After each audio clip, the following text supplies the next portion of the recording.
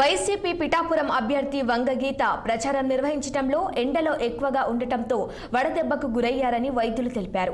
పట్టుదలగా ప్రచారం చేస్తూ ప్రజల మధ్యనే తిరుగుతున్న వంగగీత 2 రోజులుగా జ్వరంతో బాధపడుతున్నారని, అయినా అవేమీ లెక్క చేయకుండా ప్రజల మధ్యనే ఉండేందుకు ఇష్టపడుతూ ప్రచారం చేయటం వల్ల కాస్త ఇబ్బందులు ఏర్పడ్డాయని ఆమె అభిమానులు తెలిపారు.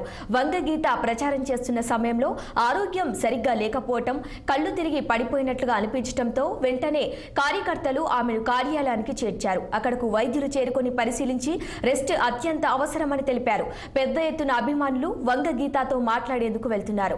ముఖ్యమంత్రి పర్యటనకు ఏర్పాట్లు చేసుకోవాలంటూ మాట్లాడుతూ తనను పరామర్శించేందుకు వచ్చిన వారిని తిరిగి యోగక్షేమాలు అడగటం చూసి ఆమె అభిమానులు మాత్రం ఉద్వేగానికి గురవుతున్నారు. ఇంతటి పట్టుదలగల వ్యక్తిని తాము చూడలేదంటూ భావోద్వేగానికి గురవుతున్నారు. వంగగీత మేడం గారికి సడన్ గా ఆరోగ్యం బాగోలేదని ఫోన్ చేసి చూడమని చెప్పగా నేను మేడం గారి దగ్గరికి వచ్చాను.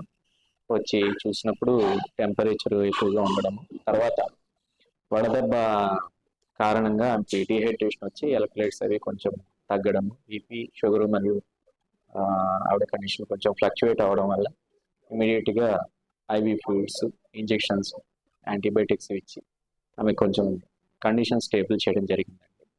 ఇలాగా ట్రస్ట్ హాస్పిటల్ డాక్టర్ గారు నాకు ఉంటుంది. వంగగీత, చలమలశెట్టి సునీల్ గారు మీకు అందుబాటులో ఉంటాం. దయచేసి అందరూ కూడా సహకరించాలని కోరుతున్నాం.